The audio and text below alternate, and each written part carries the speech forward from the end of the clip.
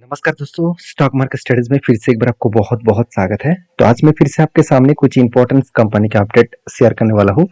तो वीडियो को पूरा लास्ट तक देखिएगा और अभी तक अपने चैनल को सब्सक्राइब नहीं किया तो जरूर कर लीजिएगा। कंटिन्यूसली इन्फॉर्मेशन और अपडेट्स पाने के लिए चैनल के ऊपर बने रहिएगा। तो चलो फटाफट देख लेते हैं कौन सा कंपनी है इस वीडियो के अंदर।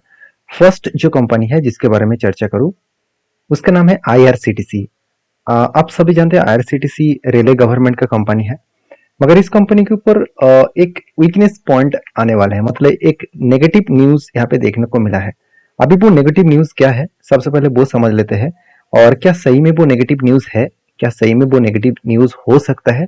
चलो वो मैं आपके साथ शेयर कर लेता हूँ।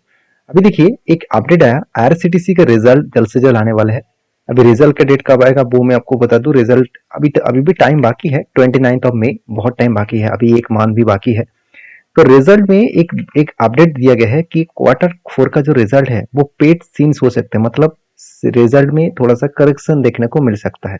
पिछले बार का जो रिजल्ट था उससे कम होने का चांसेस है। यहाँ पे बताया जा रहा है कि ईयर ऑफ ईयर बेसिस में 306 करोड़ के आसपास टोटल यहाँ पे प्रॉफिटेबिलिटी देखने को मिल सकता है। और वो किसने बताया? प्रभुदर लीलाधर ने। प्रभुदास लीलाधर एक बड़े एक इंस्टीट्यूशन है और एक इंडिविजुअल इंस्टीट्यूशन है। और उन्होंने क्या किया, इस तरीके से अपडेट दिया कि इस बार IRCTC का जो रिजल्ट है वो करीबन 306 करोड़ तक जा सकते हैं। तो अभी चलो देख लेते हैं पिछले बार का रिजल्ट क्या था, पिछले सालों का रिजल्ट क्या था। तो बेसिकली कंपनी का प्रॉफिट एंड लॉस के बारे में बात करूं तो क्वार्टर रिजल्ट के बारे में बात करूं तो पिछली बार कितना था? 300 करोड़ के आसपास था। और इस बार कितना बनने का चांसेस है? यहाँ पे बताया जा रहा है 306 करोड़ बनने का चांसेस है। तो यहाँ पे पेड कहाँ से हुआ? तो बेसिकली देखा है तो कंपनी के ऊपर जो एक्सपेक्टेशन था, हाँ ऑब्वियसली एक्सपेक्टेशन था कि अच्छा खासा रिजल्ट आएगा, क्योंकि ईयर ऑफ ईयर बेसिस में देखिए 250 से 300 बना। तो पिछले बार जो 280 था वहां से अगर 300, यहाँ पे कितना बताया जा रहा है? ऑलरेडी 306, सॉरी 306, ठीक है 306 बताया जा रहा है। तो बेसिकली जो 379 है उससे 306 जो यहाँ पे बनने वाला है, तो जो एक्सपेक्टेशन किया जा रहा था वो एक्सपेक्टेशन शायद कम देखने को मिला। ऑब्वियसली कम है क्योंकि 256 से 300 बना था, अभी 279 से 306 बनेगा, तो ऑब्वियसली कम ही दिखेगा ना। तो जो एस्टिमेट किया जा रहा था वो एस्टिमेट शायद IRCTC ब्रेक ना कर पाए, और यही न्यूज के कारण शायद मुझे लग रहा है कि शेयर में एक प्रेशराइज बनता हुआ देखने को मिले। क्योंकि देखिए लगातार कुछ कितना शानदार तरीके से रिबैक किए थे, कितना शानदार तरीके से करेक्शन किया था, और धीरे धीरे करके थोड़ा सा नेगेटिव सेंटीमेंट भी क्रिएट हुआ। तो मैं पहले भी आपको बता चुका हूँ, किसी भी इंस्टीट्यूशन किसी भी कंपनी के ऊपर अगर कोई भी न्यूज अपडेट दे तो उसको डायरेक्टली ब्लाइंडली विश्वास मत कर लेना कि हाँ ऐसे ही होने वाला है। देखिए वो लोग भी एक अंदाजा लेकर चल रहे हैं, ऐसे कोई 100% गारंटी नहीं है। उन्होंने 306 करोड़ का प्रॉफिट बताया कि वो ही होगा, ऐसे बिल्कुल नहीं। देखिए हर किसी का अलग अलग ओपिनियन होता है, हर किसी का अलग अलग प्रेडिक्शन होता है। तो उस प्रेडिक्शन के बेसिस में उन्होंने डिसाइड किया कि इतना हो सकता है। और देखिए मैं भी आपको बोल सकता हूँ ऐसे होने वाले, क्या वो आप विश्वास कर लेंगे? बिल्कुल नहीं। हाँ आप कहेंगे सर आप तो इंडिविजुअल मतलब इन्वेस्टर है, और वो तो एक बड़े फंड हाउस है, तो उनका बात तो सच भी हो सकता है। देखिए उनके बाद अगर सच होगा तो बाकी जितने सारे बड़े बड़े इन्वेस्टर है, जो फॉरेन इन्वेस्टर है, तो उसी के बात के ऊपर काम करते ना। तो ये बात सच नहीं है। किसी भी इंस्टीट्यूशन किसी भी बात करे तो सोचिए, दो तरीके से पहलू हो सकते हैं। एक, उसको सस्ते दामों में प्रोडक्ट चाहिए क्योंकि कंपनी लाइफ टाइम हाई को ब्रेक करके ऊपर जा रहा है, तो अगर ऊपर चला गया तो उसको माल नहीं मिलेगा, तो नेगेटिव न्यूज मार्केट में ले आने के बाद शेयर को थोड़ा सा नीचे ले आएंगे और उसके बाद वो एंट्री लेंगे, ऐसे भी हो सकते हैं। और दूसरा भी पॉइंट हो सकते हैं कि उन्होंने कहा कि हाँ मेरा पॉइंट नेगेटिव है इस कंपनी के ऊपर, तो मैं यहाँ पे मैं अभी बाई सेल नहीं करूंगा। तो ऐसे भी हो सकते हैं, तो कुछ भी हो सकते हैं। तो आपको करना क्या है? आपको करना है कंपनी के ऊपर पैटर्न ढूंढना है, या सही में आपको कोई पैटर्न दिखे, जरूर दिखे, काफी थाना पैटर्न मुझे तो दिखे, और उसके बाद फाइनली ब्रेकआउट हुआ, रिटेस्ट किया, तब मैंने एंट्री लिया। उसके बाद देखिए धीरे धीरे करके कंपनी ऊपर जाने का कोशिश कर रहा है। तो जो मैं टारगेट लेकर चल रहा हूँ इसका लाइफ टाइम हाई के नीचे मेरा टारगेट बन रहा है, करीबन 1275 के आसपास मेरा टारगेट बनेगा। एक बेस्ट तरीके से टारगेट लेकर मैं चल रहा हूँ। अभी कब टारगेट बनेगा, किस तरीके से बनेगा वो तो मुझे पता नहीं, मगर 38% के आसपास टारगेट मिलने का चांसेस है, और इस टारगेट को मैं फॉलो अप करके जरूर चलूंगा। तो आप किस तरीके से सोचते हैं इस कंपनी को, जरूर मुझे कमेंट्स करके बताना। तो नेक्स्ट जो कंपनी है उसका नाम है महानगर गैस लिमिटेड, जिसको हम लोग एमजीएल नाम से जानते हैं। देखिए आईजीएल एमजीएल सेम कैटेगरीज की कंपनी है, और एमजीएल के ऊपर जो इन्वेस्टर है, जो प्रोमोटर है, वो कितना 32% के आसपास है। और इसका प्रोमोटर कौन है आप खुद ही देख सकते हैं, गवर्नमेंट कंपनी जिसका नाम है गेल इंडिया लिमिटेड, वो खुद इसका प्रोमोटर है और 32% होल्डिंग इस गेल इंडिया ही लेके रखा है। तो मान के चलिए जो गवर्नमेंट ने अनाउंसमेंट किया कि जितने सारे सीएनजी मैन्युफैक्चरिंग कंपनी है, तो उसके ऊपर एक बहुत बड़ा झटका लगने वाला है। तो उसके लिए बता दूं, सीएनजी मैन्युफैक्चरिंग कंपनी को झटका जरूर लगेगा, मगर फिर भी जो एमजीएल आईजीएल कंपनी है वो सिर्फ सीएनजी के ऊपर डिपेंडेंट नहीं है। अगर मैं इस कंपनी के बिजनेस के पॉइंट ऑफ व्यू से बात करूं, आप खुद यहाँ पे देख सकते हैं कंपनी के बेसिकली सीएनजी के ऊपर कितना है, 71% बिजनेस है। और बाकी देखिए, बाकी डोमेस्टिक जो पीएनजी है इसके ऊपर कितना है, 14% के आसपास है। और बाकी जो इंडस्ट्रियल पीएनजी है उसके ऊपर कितना है, 14% के आसपास है। मान लेता हूँ सीएनजी के ऊपर सबसे ज्यादा बिजनेस है, कंपनी धीरे धीरे करके इसको कम करेंगे और बाकी डोमेस्टिकली और जो इंडस्ट्रियल है उसके ऊपर ज्यादा करेंगे, क्योंकि डोमेस्टिकली पीएनजी गैस जो है, पाइप नेचुरल गैस जो है, पाइप के माध्यम से घर घर बैठकर आप गैस को आपको मिलेगा।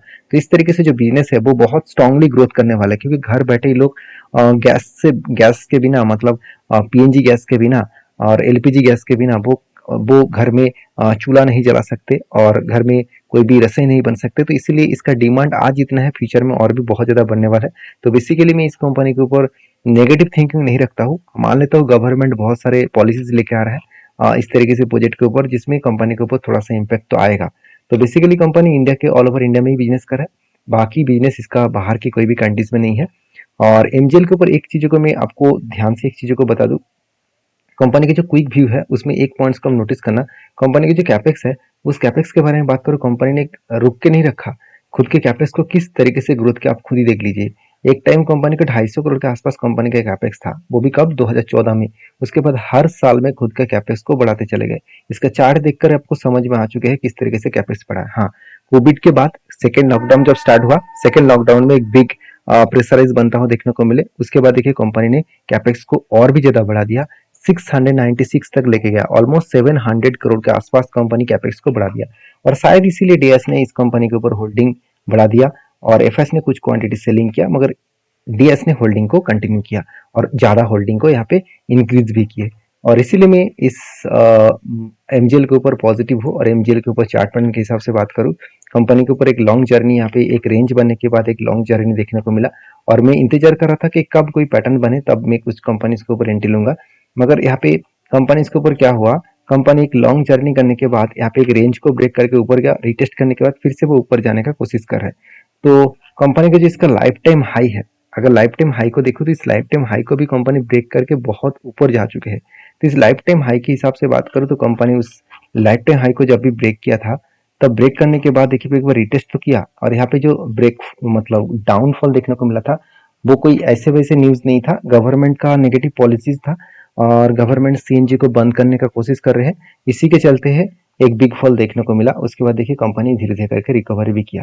अभी देखिए कंपनी जिस तरीके से इस स्ट्रांगली रेजिस्टेंस को ब्रेक करके रिटेस्ट कर रहे हैं, यहाँ से अगर बाउंस बैक करे तो मैं यहाँ पे कुछ क्वांटिटी एडिंग करूंगा, क्योंकि मुझे लग रहा है यहाँ से कंपनी वापस जाने का कोशिश करेंगे। तो बाकी आपकी क्या राय है जरूर मुझे कमेंट्स करके बताना।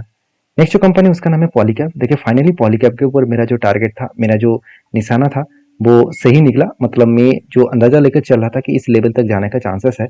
और ये देखिए मैंने कोई अंदाजा से इस तरीके से टारगेट नहीं लिया, मैं हमेशा रूल्स को फॉलो करके और टेक्निकली चार्ट पैटर्न्स को फॉलो करके काम करता हूँ। आपको मैं टेलीग्राम में भी वो टेक्निकली चार्ट पैटर्न का स्क्रीनशॉट शेयर किया हूँ, क्योंकि मैं हर जो मेरा ट्रेड होता है वो ट्रेड लेने के बाद फाइनली जब मेरा टारगेट होता है वो टारगेट का एक स्क्रीनशॉट मैं आपके साथ शेयर करता हूँ, इजीली शेयर करता हूँ, क्योंकि वो टेक्निकली चार्ट पैटर्न आपको समझ में आए। दूसरी बार अगर इसी तरीके से टेक्निकली चार्ट पैटर्न आपको दिखे तो उसके ऊपर आप रिसर्च कर सकते हैं। मेरा काम ये नहीं कि आपको बाई सेल कराना, मेरा काम है आपको उसके ऊपर डीपली रिसर्च कराना, क्योंकि रिसर्च अगर खुद करेंगे, अगर खुद स्टडी करेंगे तो आपको खुद पता चलेगा कि हाँ उस कंपनी के ऊपर क्या करना चाहिए। तो बेसिकली मेरा काम यही है, मैं कोई सेबी रजिस्टर्ड पर्सन नहीं हूँ कि मैं आपको बाई सेल का रिकमेंडेशन करूँ। तो चलो अभी देख लेते हैं कंपनीज के ऊपर किस तरीके से सिचुएशन बना है। वो सिचुएशन का अगर मैं आपके साथ शेयर करूँ तो आप खुद ही देख सकते हैं। यहाँ पे पॉलीकैब के ऊपर जब लगातार एक बिग फॉल देखने को मिला और 200 डेज, ध्यान रखिएगा 200 डेज मूविंग एवरेज के नीचे जब क्लोजिंग हुआ एक लंबा सा कैंडल, और तब मैंने देखा कि आरएसआई भी 30 के नीचे गया। तो यहाँ पे RSI का 30 लेवल है, इस 30 के नीचे यहाँ पे RSI आया। तो RSI जब 30 के नीचे आया तब मैंने एंट्री लिया, और मैंने आपको ये भी बताया कि मैंने नेक्स्ट डे में ग्रीन कैंडल के ऊपर एंट्री लिया था, और वहां से देखिए तब तक मैं इंतजार किया जब तक मुझे टारगेट ना मिले। तो फास्ट जो मैंने टारगेट बुक किया वो है इसका गैप का फिलिंग्स। तो गैप जब फिल हो गया तब मैंने एग्जिट किया कुछ क्वांटिटी, और बाकी क्वांटिटी में इस RSI जब 70 को टच किया तब मैंने एग्जिट किया, मतलब यहाँ पे एग्जिट हुआ। तो बेस्ट तरीके से एक टारगेट मिला। एंट्री लेवल से अगर टारगेट लेवल तक देखूँ तो ऑलमोस्ट 36% के आसपास टारगेट मिला है। तो हमेशा मैं इसी चीज बार बार बोलता हूँ कि अच्छे कंपनी के ऊपर कभी डरना नहीं है कि हाँ कंपनी इतना बड़ा फॉल हो गया। देखिए मार्केट में इस तरीके से न्यूज इसीलिए फैलाया जाता है कि बड़े इन्वेस्टर क्वांटिटी को ऐड कर पाए, और वो भी सस्ते दामों में। वो कभी नहीं हाई प्राइस में बाई करेंगे। हाई प्राइस में हमेशा रिटेल पब्लिक बाई करते हैं, और सस्ते दामों में मतलब वो जब शेयर गिरते हैं और लॉसेस में वो बेच देते हैं, और उसी टाइम बड़े इन्वेस्टर उसको एडिंग करते हैं। अगर चीज़ों को समझेंगे तो देखिए इतना शानदार तरीके से बाउंस बैक क्यों किया। और क्या आपको क्या लग रहा है यहाँ पे पब्लिक बाई किया है? बिल्कुल नहीं। यहाँ पे जो क्वांटिटी उठाया गया इस जगह से, इस जगह पे पूरा का पूरा इन्वेस्टर ही माल उठाया। हाँ कुछ स्मार्ट ट्रेडर, आप भी अगर स्मार्ट ट्रेडर है तो आपने भी इस जगह पे एंट्री लिया है। मैं ये नहीं कहूँगा कि मैं स्मार्ट ट्रेडर हूँ, मगर हाँ मुझे ये पता है कि हमेशा कोई पैटर्न्स बने, कोई टेक्निकली चार्ट पैटर्न बने, उसके ऊपर मैं जरूर ट्रेड लेता हूँ अगर कंपनी का फाइनेंशियल डेटा ठीक है। तो बेसिकली इस कंपनी का फाइनेंशियल डेटा बहुत स्ट्रांग है, जिसके बारे में मैं बहुत बार डिस्कशन कर चुका हूँ। कोई भी कमी आपको देखने को नहीं मिलेगा, इसीलिए मैं इस कंपनी के ऊपर पॉजिटिव था। और फिलहाल के लिए मेरा कोई ट्रेड नहीं है, जब कोई नया ट्रेड बनेगा तो मैं आपके साथ जरूर शेयर करूंगा। नेक्स्ट जो कंपनी उसका नाम है आप देख सकते हैं भागीरथ केमिकल इंडस्ट्रीज लिमिटेड। तो इस कंपनी एक छोटा सा केमिकल कंपनी है, 21-2000 करोड़ का कंपनी है, और कंपनी ने एक बहुत बड़ा अपडेट दिया। कंपनी स्प्लिट देने का अपडेट यहाँ पे दे चुके हैं। कंपनी स्प्लिट देने वाला है 2 में, और एक के बदले 10 कंपनी स्प्लिट के हिसाब से देने वाले। तो जो लोग स्प्लिट पाना चाहते हैं इस कंपनी के ऊपर एक बार रिसर्च करिए, उसके बाद काम करिए। तो ये वीडियो टोटली एजुकेशन पर्पस में था, क्योंकि मैं कोई सेबी रजिस्टर्ड पर्सन नहीं हूँ, मैं पहले ही बोल चुका हूँ। अगर आपको काम करना है किसी भी कंपनी के ऊपर तो प्लीज आपके जो सेबी रजिस्टर एडवाइजर है उसके साथ एक बार डिस्कशन करके ही काम करना। मिलते हैं नेक्स्ट वीडियो में, तब तक के लिए धन्यवाद।